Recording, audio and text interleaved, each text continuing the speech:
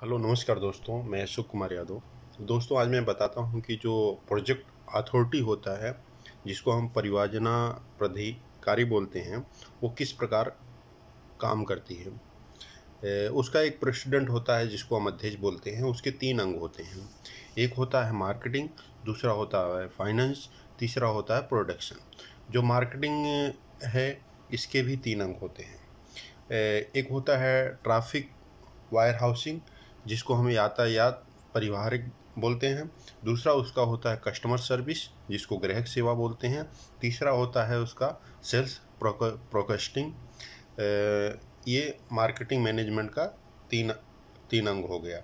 इसके बाद अब आते हैं फाइनेंस। जो फाइनेंस होता है, इसके 2 अंग होते हैं। एक इन्वेंटरी मैनेजमेंट होता है, जिसको सूची प्रबंधक बोलते हैं। इसके बाद दूसरा होता है अकाउंटिंग इंफॉर्मेशन प्रोसेसिंग, मतलब लेखन और सूचक बोलते हैं उसको।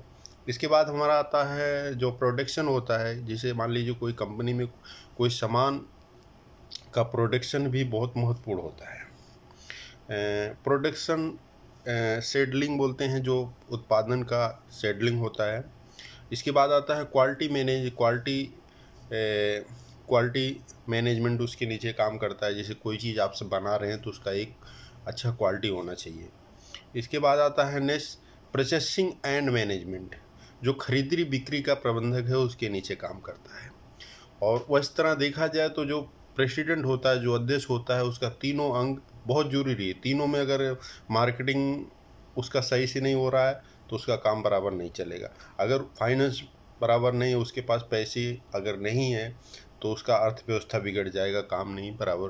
और उसका अगर प्रोडक्शन में अगर कुछ कमी आ गई तो भी उसका काम में प्रॉब्लम आएगा। इस तरह अगर देखा जाए तो प्रोजेक्ट अथॉरिटी जो होता है, उसका जो प्रेसिडेंट होता है, अध्यक्ष होता है, उसका तीनों अंग बराबर होना चाहिए, तो उसके काम में कोई प्रॉब्लम नहीं आएगा।